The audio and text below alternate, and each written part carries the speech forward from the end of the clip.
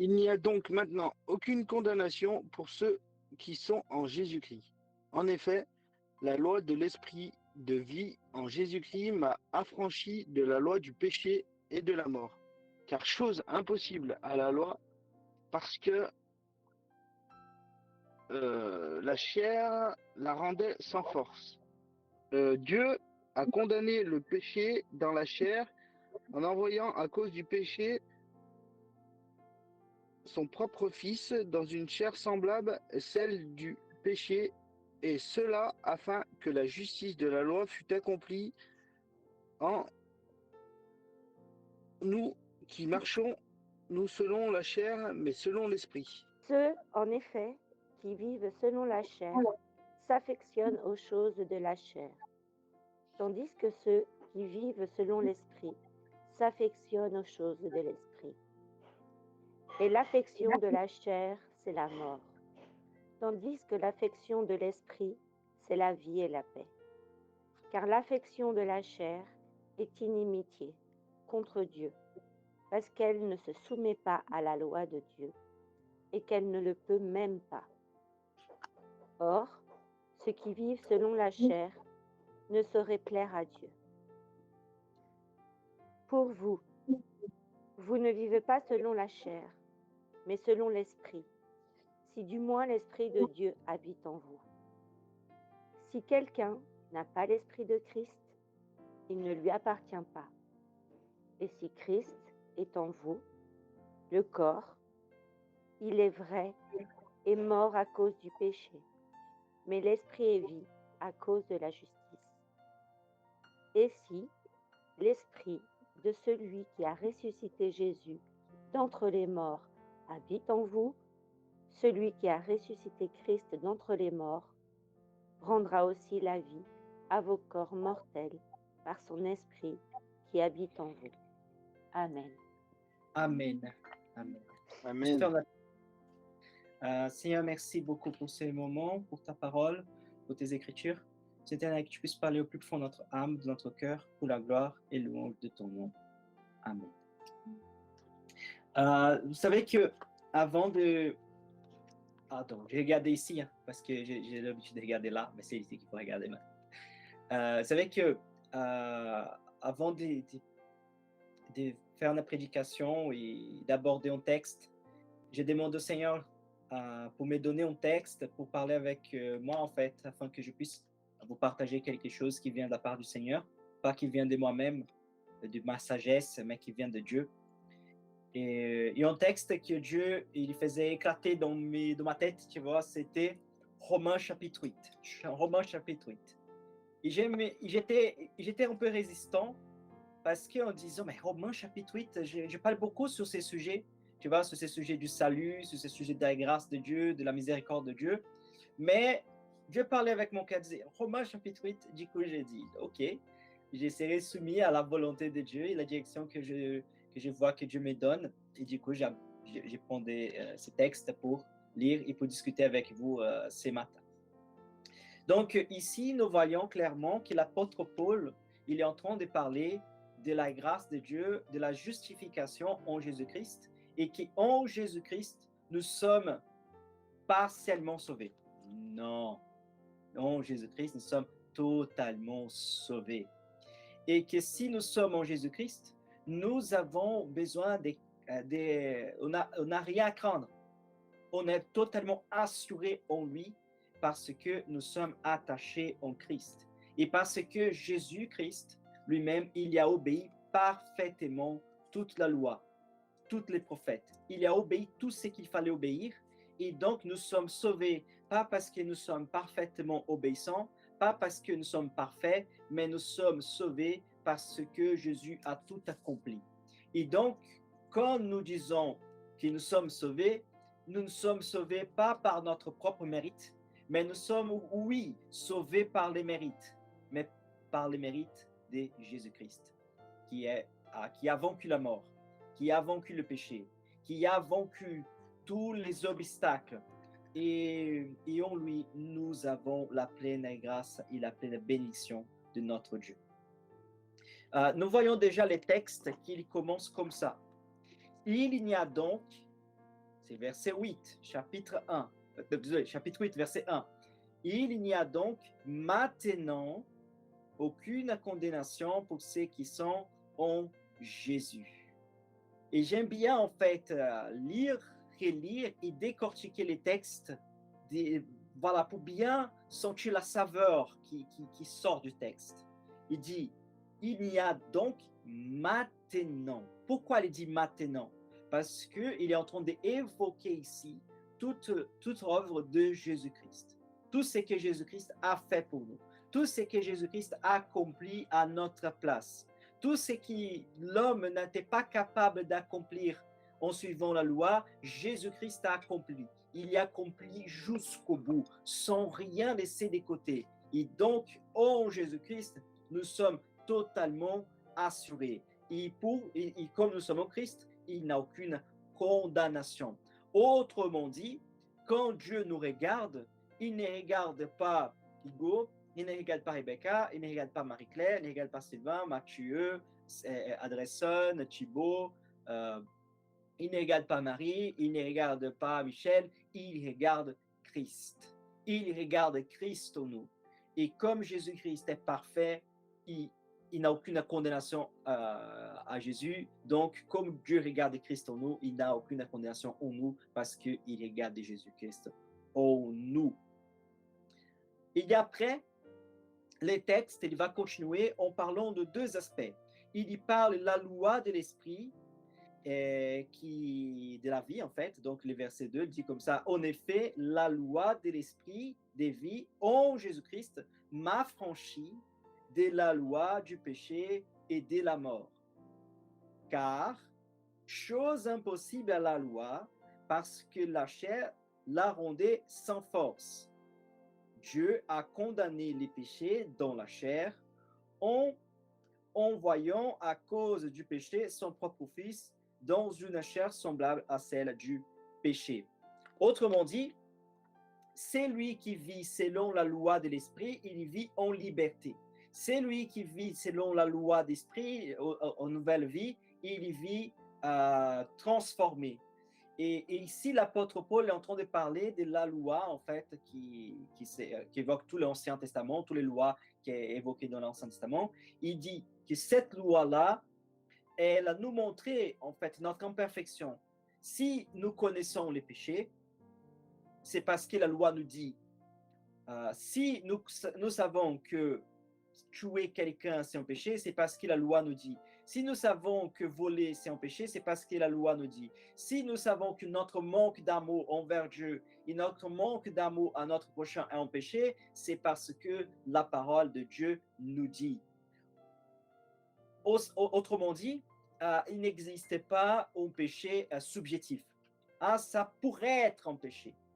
Peut-être que ça, c'est un péché. Non, le péché est quelque chose d'objectif, c'est quelque chose de clair. D'ailleurs, le péché, ce n'est pas seulement quelque chose d'extérieur, mais c'est quelque chose qui habite en nous. Et c'est exactement à cause de notre chute, de sa chute qui habite en nous, que nous sommes en fait incapables de suivre la parole de Dieu de manière parfaite. Et comme nous sommes incapables de suivre la parole de Dieu parfaitement, quand nous transgressons la loi, nous sommes en train de commettre un crime devant les yeux du Seigneur. Et si nous sommes en train de commettre un crime devant les yeux du Seigneur, nous avons besoin d'être condamnés de manière juste à cause du crime que nous avons commis. Mais si Dieu nous condamne pour les crimes que nous avons commis devant lui, donc nous devons tous être condamnés à l'enfer. Donc comment pourrait-il Dieu nous sauver et aussi nous punir par les crimes que nous avons commis? Et là, c'est le mystère que nous parlons en fait du deuxième Adam, que l'apôtre Paul a déjà évoqué au chapitre 5 des Romains, en disant qu'ici toute l'humanité a péché en Adam, parce que l'Adam, il était le représentant fédéral de toute l'humanité, donc c'est-à-dire que l'humanité pêche en Adam, en Jésus-Christ, et en étant liés en Jésus-Christ par la foi, nous sommes tous aussi délivrés et sauvés de la condamnation éternelle. Nous sommes tous délivrés et sauvés en Jésus-Christ parce qu'il nous a sauvés, il nous a conquéris sur la croix. On aussi recevons la condamnation qui était pour nous sur lui. Et c'est pour ça ici que nous voyons que la justice de la loi est satisfaite en Jésus-Christ, en lui, en fait, son offrande lui-même sur la croix pour nous sauver. Je vais juste lire le verset 4 et après, je vous laisse la parole si quelqu'un aimerait rebondir sur quelque chose ou une question. Donc, verset 4. Et c'est là afin que la justice de la loi soit accomplie en nous qui marchons dans le péché et en faisant n'importe quoi. Non. Qui marchons qui ne marchons pas selon la chair, mais selon l'esprit. Nous voyons bien clairement ici que il veut mettre en fait en parallèle que c'est lui qui marche selon la chair, il marche selon le péché, mais que c'est lui qui marche selon l'esprit, il marche selon l'amour, qui c'est en fait l'essence de tous les commandements, de toute la loi de Dieu. Donc, si quelqu'un aimerait rebondir sur quelque chose, je vous laisse la parole. Vous n'êtes pas obligé. Si jamais personne ne rebondit, je continuerai.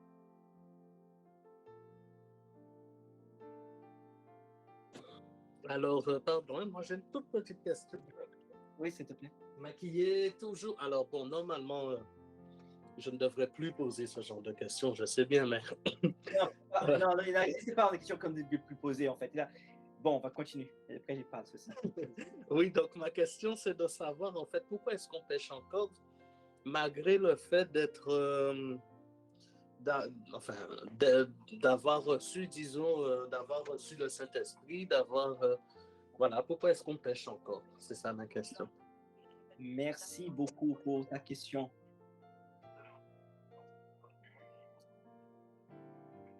Est-ce que je peux, Oui, est-ce s'il te que je plaît. peux dire quelque chose? Oui, oui.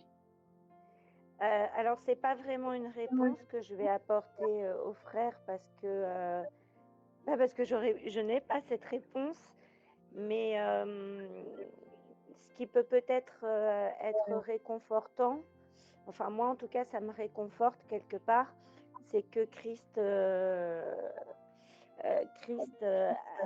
a donné, enfin, je sais pas comment exprimer, mais a donné les plus grandes missions sur terre à Pierre, qui était quand même un grand pécheur et quelqu'un qui doutait énormément jusqu'à l'avoir renié 3 fois.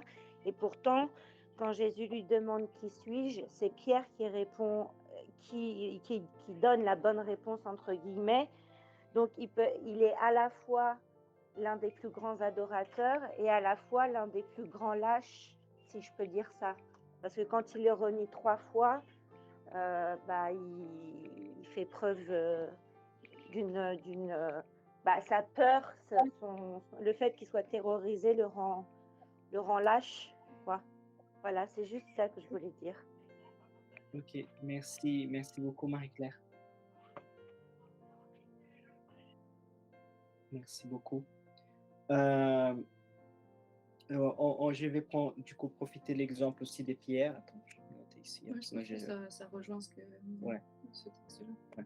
Donc, Romains chapitre 7, qui c'est les chapitres précédents, hein, donc, qui dit, j'ai pris les versets 17, les versets 18 et les versets 19, mais en fait, si on avait plus de temps, on aurait pu prendre tous les chapitres, mais les versets disent comme ça.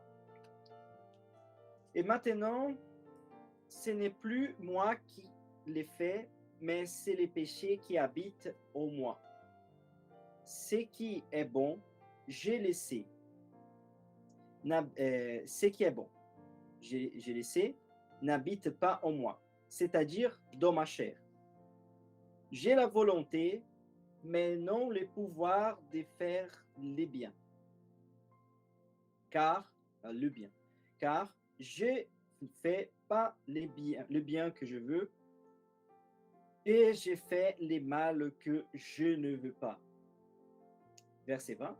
Et si j'ai fait ce que je ne veux pas, ce n'est plus moi qui le fais, c'est les péchés qui habitent en moi. Je trouve donc en moi cette loi.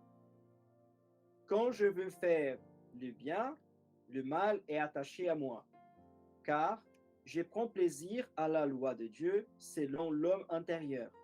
Mais je vois dans mes membres une autre loi qui lutte contre la loi de mon entendement et qui me rend captif de la loi du péché qui est dans mes membres. Misérable que je suis. C'est l'apôtre Paul quand on va dire ça. Hein?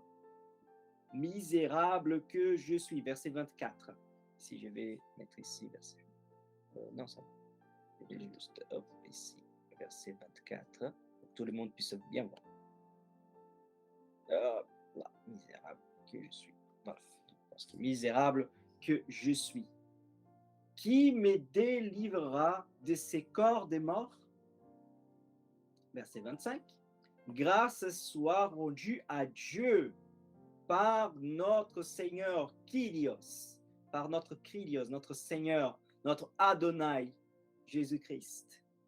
Ainsi donc, moi-même, je suis par l'entendement esclave de la loi de Dieu et je suis par la chair esclave de la loi du péché. Donc ici, nous voyons clairement que l'apôtre Paul, avant de commencer le chapitre 8, il parle en fait de les péchés qui habitent en lui et des fois cette faiblesse qu'il y a de ne pas réussir tout le temps à obéir parfaitement la parole de Dieu. Autrement dit, si nous sommes en Christ, nous sommes totalement motivés et nous sommes totalement dans la désignation d'obéir et de vivre selon sa parole. Même si nous faisons des efforts et nous faisons notre mieux et nous avons conscience du bien que nous devons faire et des mal que nous ne devons pas faire, on pêche. C'est-à-dire qu'on n'a pas seulement péché hier, on n'a pas seulement péché avant-hier, mais on a péché aujourd'hui et nous allons pécher demain. Je ne dis pas dans le sens qu'on doit accepter ça ou qu'on doit trouver ça normal, ce n'est pas du tout ce que je suis en train de dire. Ce que je suis en train de dire, c'est que nous sommes faillibles et que Dieu nous aime dans cette condition de faiblesse. Et c'est pour ça que Dieu nous a donné tout le nécessaire afin que nous puissions être délivrés. Donc, même si nous savons ce qui c'est bien, des fois, on se laisse entraîner par les péchés et on fait la volonté de notre chair, de notre envie, et nous péchons contre les seigneurs, contre Dieu et contre notre prochain. Donc, pourquoi on peut dire que nous sommes libérés en Jésus-Christ, mais d'un autre côté, nous sommes encore attachés au péché? Parce que qui peut dire parmi nous qu'on ne péchera plus jamais? Qui pourrait dire parmi nous, en disant comme ça, à partir d'aujourd'hui, je ne pécherai plus jamais dans mon langage, je ne pécherai plus jamais dans mon comportement, je ne pécherai plus jamais dans mes pensées, je ne pécherai plus jamais dans mes attitudes. On peut dire de la bouche, mais on ne peut pas assurer cela. Ici, on les dit, on ment. Nous sommes des menteurs. Pourquoi? Parce qu'on ne peut pas en fait assurer telle chose. Donc, c'est-à-dire que nous avons encore une certaine contamination qui habite en nous. Même si en Christ, nous avons encore de meilleures conditions pour résister les péchés, même si en Christ, Dieu nous donne la force pour résister au péché, et que si nous sommes remplis du Saint-Esprit, c'est pour ça que c'est un commandement d'être remplis du Saint-Esprit, nous avons plus de force à se battre contre notre nature charnelle, mais nous sommes toujours malheureusement faillibles. Et l'amour de Dieu n'est pas conditionné à notre condition d'obéir parfaitement sa parole. Mais l'amour de Dieu se repose en nous grâce à Jésus-Christ et grâce à l'œuvre de Jésus-Christ. Et de plus en plus que nous reconnaissons nos péchés, nous allons reconnaître l'œuvre de Christ et l'amour de Dieu pour nous. Parce que à celui qui était plus donné, il est plus aussi reconnaissant. Ici, nous avons la compréhension de ce que nous avons fait et la compréhension de ce que Dieu est, nous allons comprendre les grands amours que Dieu nous a donnés envers nous. Et cela doit nous amener, doit nous donner en fait l'envie d'obéir parfaitement sa parole, pour la gloire et louange des saints. Est-ce que j'ai réussi à répondre à ta question? Oui, en fait, une autre question est venue entre-temps. C'est la question de savoir qu'est-ce que ça veut dire concrètement vivre par l'esprit et non plus voilà, par la chair. Donc ça veut dire qu'en fait, la chair, elle continue à nous tenter, mais ça veut dire qu'on vit quand même par l'esprit. Et donc, qu'est-ce que ça voudrait dire? Voilà. Ouais. Je pense que j'ai compris quelque chose que tu as dit. Si j'ai bien compris ce que tu as dit, c'est ça. Dans le sens que la chair, elle est là, dans le sens que la chair, elle est toujours elle va pendre en fait, elle va nous pousser, elle va nous tirer vers les péchés, mais l'esprit de Dieu qui habite en nous, la conscience, l'esprit aussi, c'est la conscience aussi que Dieu nous donne, va nous faire comprendre ce qui c'est correct et vivre selon la parole de Dieu. Donc, c'est-à-dire qu'il existe en nous un combat, c'est ça que l'apôtre Paul est en train d'évoquer, un combat en nous en disant, une loi de la chair, c'est-à-dire un esclavage qui va nous amener à pécher et à vivre en désobéissance à la parole de Dieu, et la loi de l'esprit, qui c'est notre compréhension de la parole de Dieu, et c'est notre combat quotidien pour vivre dans l'obéissance. Donc, c'est-à-dire que quand nous marchons par l'esprit, nous sommes en train de mortifier et de tuer notre chair afin de faire Christ vie en nous. Donc, quand nous vivons en pleine obéissance à la parole de Dieu, c'est parce que Christ nous fortifie, et c'est parce que l'Esprit habite en nous, et c'est parce que l'Esprit nous donne les forces et les conditions nécessaires pour obéir et pour vivre selon sa parole. Quand nous péchons, c'est parce que nous péchons en fait, c'est-à-dire que nous n'écoutons pas la voix de Dieu, et nous écoutons la voix de notre chair, nous écoutons la voix de notre désir, de notre convoitise, et nous péchons contre Dieu. Voilà, ça c'est donc c'est ça en fait l'idée ici du péché, la loi du péché, la loi de l'esprit, c'est-à-dire les péchés, c'est pas la loi, c'est quand on parle de la loi du péché, il ne parle pas de la loi de l'Ancien Testament, voilà, comme les Juifs parlent du Tanakh, mais il parle ici de la chair en fait, qui est esclave, qui est attachée au péché. Et quand on parle de la loi de l'esprit, on parle en fait de l'obéissance de la parole de Dieu, et pas l'obéissance des 73 lois, mais l'obéissance de ces commandements que Jésus nous a donnés clairement, d'aimer Dieu sur toute chose et aimer son prochain comme soi-même. Est-ce que c'est plus clair ou sinon je peux encore reformuler? Oui, c'est tout à fait clair. Mais il me revient encore une autre question, pardon. Hein. Je suis très bavard aujourd'hui. Non, vas-y. Mais en fait, la question, c'est de savoir si, en fait, l'esprit nous pousse à faire l'effort ou si l'effort doit venir de nous, en fait, pour ne plus pécher. C'est une très bonne question, mon frère. C'est une très bonne question. C'est en fait, c'est une synergie, en fait. Synergie, ça veut dire quoi, là? Pour moi, dans cet aspect-là, je vois une synergie. Ça veut dire que c'est quelque chose qui vient de Dieu et qui vient de nous. Autrement dit, Dieu nous a donné son esprit, et maintenant sauvés en Christ, Dieu va nous donner la motivation et la force nécessaire pour chercher sa parole et pour vivre en obéissance. Donc, Dieu nous donne en fait la force, Dieu nous donne ma motivation, et maintenant, nous allons prendre cette motivation, cette grâce, cette bénédiction qui vient de Dieu, et nous allons mettre en pratique. Donc, c'est-à-dire qu'il vient, et je pense, bibliquement parlant, qui commence en Dieu, et ça finit en nous. Et c'est ce qu'on appelle la sanctification. C'est-à-dire que la sanctification, elle a cet aspect, on va dire, de partage, d'une action que Dieu fait en nous et de quelque chose que nous faisons pour Dieu. Mais évidemment, cette synergie que j'utilise, qui est un peu technique, cette relation de l'action de Dieu en nous et de notre action, on en avoir parce que nous sommes en Christ. C'est-à-dire que si on n'était pas en Christ, on ne peut pas en fait vivre dans la sainteté.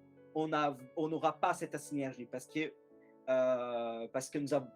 nous manque en fait. Nous manque le feu qui vient de Dieu. Nous manque la grâce qui vient de Dieu. Nous manque l'esprit de Dieu pour nous amener en fait à vivre en pleine obéissance. Donc, c'est-à-dire que quelqu'un qui n'a pas l'esprit de Dieu ne peut pas vivre en obéissance à la parole de Dieu. C'est pour ça que des fois, j'ai dit que on n'a pas besoin d'être chrétien pour être sauvé, mais on a besoin de Christ. Et si nous vivons selon la parole de Dieu, c'est parce que l'Esprit de Dieu habite en nous. D'accord? Donc ça, j'ai dit, je suis juste en train de dire ce qui dit la parole de Dieu. Et après, je vais encore dans le propre texte que nous avons lu, ça montre ça clairement. Est-ce que j'ai réussi de répondre à ta question? Est-ce que c'est parce qu'il y a en termes techniques que j'évoque par les termes synergie, mais je ne sais pas si j'ai réussi à bien l'exprimer de manière simple. Oui, c'est assez clair. C'est assez clair. Mais il y a quand même des jours où on est plus à même, en fait, d'écouter, en fait, de ne pas pécher. Et Ouais. d'autres jours, on est moins. Donc, il y a des fois, voilà, c'est-à-dire qu'on n'a pas toujours le feu assez. Ouais. C'est ça, parce que pourquoi cette motivation? Parce que à cause de nos péchés, tu vois. C'est nos péchés, c'est-à-dire que le Saint-Esprit, il nous donne la conscience, tu vois, il a direction de faire ce qui c'est correct, ce que c'est bien, mais des fois, nous sommes limités, tu vois, par notre propre désir, par notre propre péché, de vivre en fait à notre façon et faire les choses à notre manière.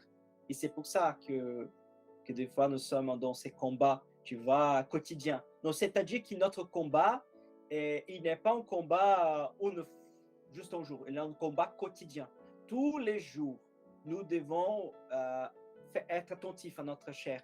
Tous les jours, nous devons être attentifs à notre comportement. Tous les jours, nous devons être vigilants à ce que nous faisons. C'est pas, j'étais vigilant hier, ok, aujourd'hui ça y est. Ah, j'ai prié aujourd'hui toute la journée, donc maintenant, je n'ai pas besoin de faire attention parce que j'ai déjà prié. Non, il faut être tout le temps, constamment être attentif à faire notre mieux pour vivre selon la parole de Dieu et pour que notre comportement correspond à ce que dit la parole de Dieu, et aussi d'essayer de s'écarter et d'essayer de se détourner du mal. Parce que le mal, il est toujours en train de nous rôder, il est toujours en train d'essayer de nous séduire afin de nous éloigner d'une vie de sanctification. Autrement dit,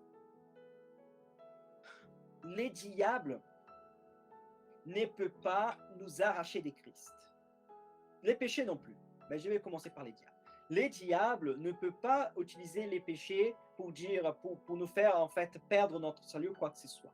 Mais les diables peuvent nous faire, il peut nous tenter, il peut s'en servir de nos péchés et de nos faiblesses pour nous faire vivre dans une vie charnelle, c'est-à-dire dans une faiblesse spirituelle. Un chrétien qui ne vit pas dans toute sa puissance, dans toute sa splendeur. Et donc, c'est ça le but du péché, et ça, c'est le but du diable, de faire en fait de nous des chrétiens fragiles, tu vois. C'est-à-dire que nous avons un grand potentiel, mais les diables vont faire tout en fait pour que nous puissions vivre comme des gens, comment dire, faibles, des gens misérables et spirituellement parlant. Nous avons la grande force, mais les diables vont faire tout, et les péchés vont faire tout pour nous faire en fait vivre comme quelqu'un de totalement démoniaque et spirituellement. Et donc c'est ça aussi notre combat quotidien, d'essayer de vivre dans notre pleine force spirituelle.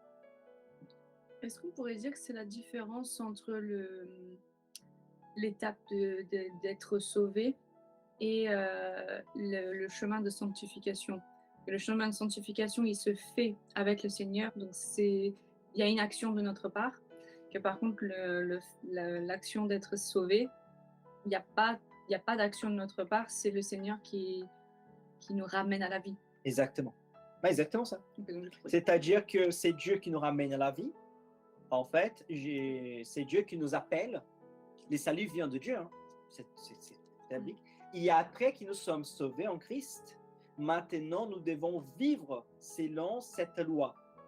Et maintenant, Dieu nous donne toute la condition nécessaire pour obéir. C'est pour ça que l'apôtre, désolé, c'est pour ça que Jacques, il nous parle en fait sous la loi et les œuvres en disant en fait, je te montre ma foi avec mes œuvres. Pourquoi? Parce que Jacques, il s'adresse aux chrétiens. Jacques s'adresse à des gens qui sont déjà en Christ. Il dit maintenant que vous êtes en Christ, vous devez pratiquer la parole de Dieu. Parce que si vous disiez que vous êtes en Christ, mais vous ne pratiquez la parole de Dieu, vous êtes menteur. Et en fait, c'est dans notre pratique que la parole de Dieu, elle s'est fait évidente. Donc, c'est pas qu'on pratique la loi pour être sauvé, parce que nous sommes déjà sauvés. Donc, on ne peut pas pratiquer quelque chose pour être sauvé si on a déjà. Tu vois? C'est comme, par exemple, désolé pour la comparaison assez faible, mais c'est comme quelqu'un qui va travailler, en fait, pour son salaire, mais il a déjà eu son salaire. Donc, s'il a déjà eu son salaire, il ne travaille plus pour son salaire parce qu'il l'a déjà eu. Tu vois? Donc, ça ne fait pas de sens, en fait. De dire, je vais obéir la parole de Dieu pour être sauvé. Non, mais ça fait aucun sens parce que tu es déjà sauvé. Donc, pourquoi tu obéis finalement? Tu obéis parce que tu... Oui? Ben, c'est une bonne question du coup. Pourquoi est-ce qu'on obéit finalement? Puisque si on est déjà sauvé, on obéit, quel est finalement l'objectif? Est-ce que c'est pour faire plaisir à Dieu? Est-ce que c'est quoi concrètement? Parce que c'est quand nous obéissons à la parole de Dieu, c'est en fait c'est une grande démonstration d'amour. Et c'est la révélation voilà, de l'amour, tu vois, que nous avons vers notre prochain et vers Dieu. C'est-à-dire qu'en fait, on va essayer de mettre clair le plus de choses, parce que peut-être qu'il y a un côté flou aussi que n'est pas clair. Et un côté flou qui n'est, évidemment, c'est pas clair. Un côté flou qui rend les choses pas, on va dire, visibles. La parole de Dieu nous dit, par exemple, que on ne peut pas mentir, tu vois, ou donner un faux témoignage. Donc, quelqu'un pourrait s'attacher en disant, d'accord, je vais mais restreint à ne pas faire un faux témoignage. Mais si nous sommes en Christ, et si nous aimons notre prochain, nous n'avons aucun intérêt de faire un faux témoignage ou de mentir à notre prochain. La parole de Dieu, par exemple, nous parle de ne pas être en colère avec quelqu'un dans le sens de les haïr dans son cœur, tu vois, et de les tuer dans son cœur, de détester quelqu'un dans son cœur. Ok? Mais si nous aimons notre prochain, nous n'allons pas haïr quelqu'un dans notre cœur. Nous allons plutôt aimer cette personne, et quand ça veut dire aimer, dans le sens que nous allons prier pour elle, afin qu'elle puisse voilà, être délivrée, afin qu'elle puisse être sauvée, afin qu'elle puisse être transformée. C'est-à-dire que maintenant que nous avons appris ce que c'est l'amour, nous allons pratiquer l'amour.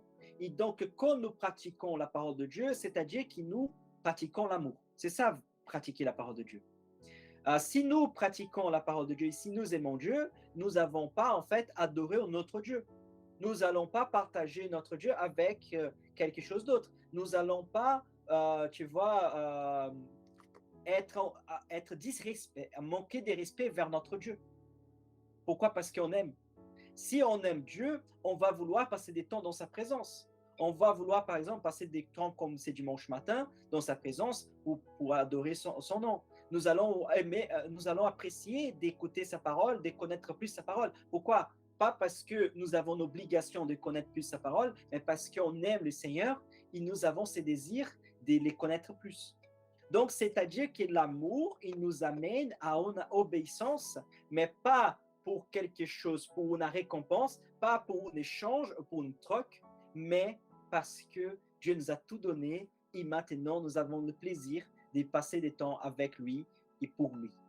Donc, c'est ça, en fait, la relation de obéir la loi. Quand on parlait d'obéir la parole de Dieu, c'est pas, en fait, comme faire la vaisselle, tu vois, ou comme ranger la maison, ou comme, je sais pas, aller au travail, comme si c'était des tâches, tu vois, qu'on devait accomplir.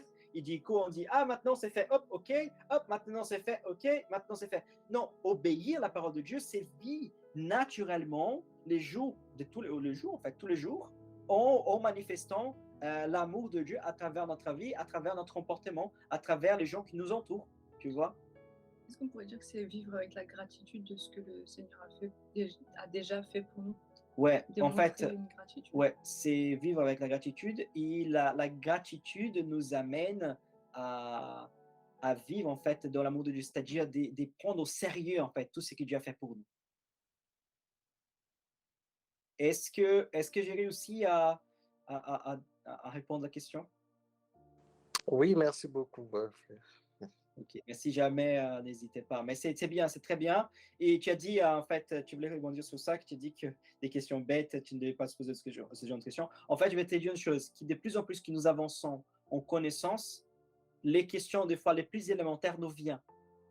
Mais nous revient, en fait. C'est surtout ça. Nous revient. Mais elle ne va pas nous... Hein? Merci, chérie. Elles nous reviennent. Les questions les plus élémentaires nous reviennent. Mais elles ne reviennent pas dans la même intensité, mais nous reviennent d'une manière un peu plus intense et plus minutieuse. Tu vois? Donc, c'est-à-dire qu'il y a certaines choses qui nous allons besoin d'aller encore plus loin. D'accord? Donc, c'est tout à fait normal. Donc, ces cheminements, en fait, de revenir à certaines bases, c'est tout à fait normal parce qu'on va revenir et on va approfondir, en fait, sur certains concepts qui ont pensé qu'on avait tout compris, mais qu'au final, on comprend qu'on n'avait pas aussi compris que ça. Ouais.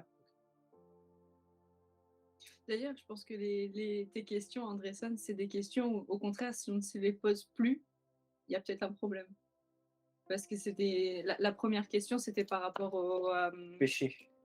Au péché, savoir. Je ne sais plus exactement comment tu avais formulé ta question. Puis en fait, si nous sommes sauvés, pourquoi on pêche toujours? C'est un peu ça. Bah, ouais, il y avait celle-là, mais il y en avait une autre juste avant.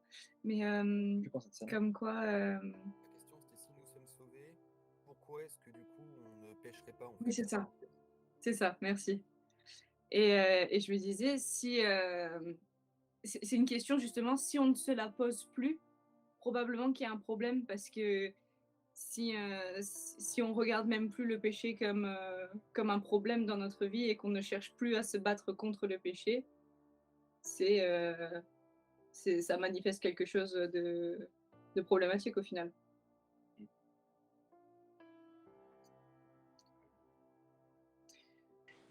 Quelqu'un aimerait rebondir sur quelque chose? Évoquer quelque chose?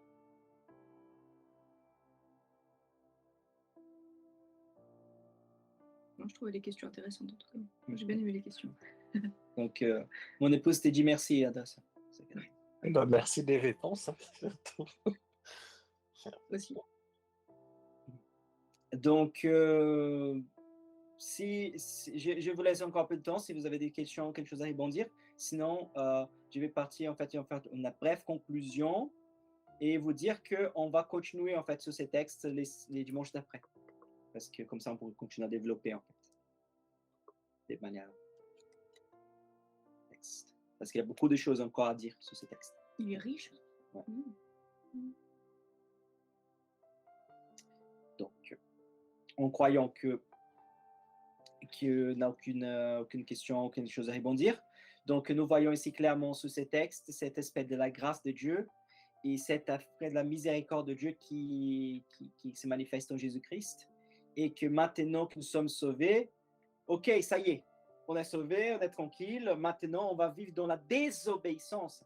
Non, pas du tout. Maintenant sauvés, nous allons vivre dans la obéissance à la parole de Dieu parce que en fait, on ne peut pas concevoir de vivre autrement, sinon obéir à la parole de Dieu, sinon vivre dans le sens de ce qui nous enseignent les Écritures.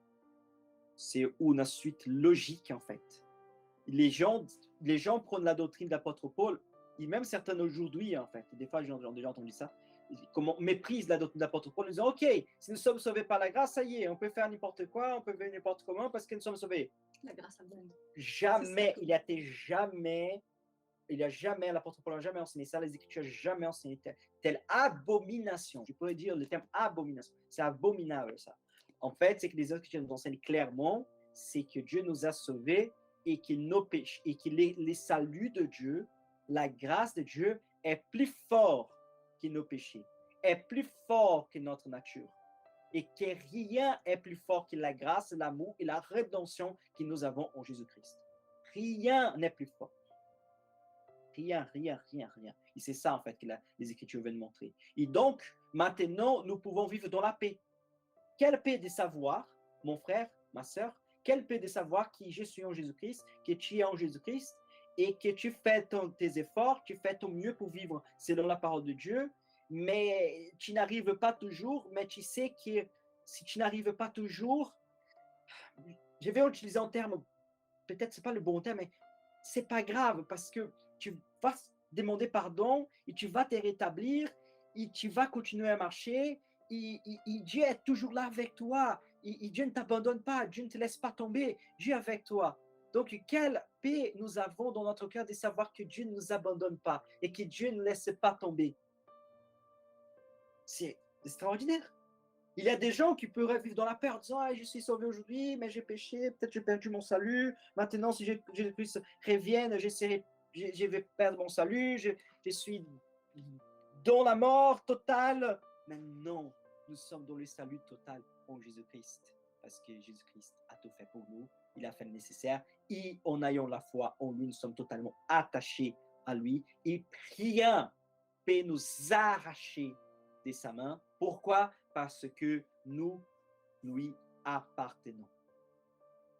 Nous appartenons à Christ. Amen. Donc, en ces moments, nous allons conclure par une prière. Donc, qu'est-ce que tu aimerais prier pour conclure ce moment? Seigneur, merci pour ce temps qu'on a pu passer ensemble ce matin. Merci pour ce message que tu nous avais préparé. Merci pour les questions qu'on a pu se poser et auxquelles on a pu réfléchir. Merci parce que tu nous éclaires et c'est toi qui nous guides. Merci pour ta grâce dans nos vies et aide-nous à mieux t'obéir et mieux te suivre parce que nous voulons faire ça dans cet esprit de gratitude envers toi, Seigneur. Aide-nous cette semaine encore à mieux refléter ton amour autour de nous et à toujours plus nous concentrer sur ce que tu aimerais pour nous, Seigneur. Amen. Gloire à ton nom, Jésus. Bénissons ton nom, Seigneur. Amen.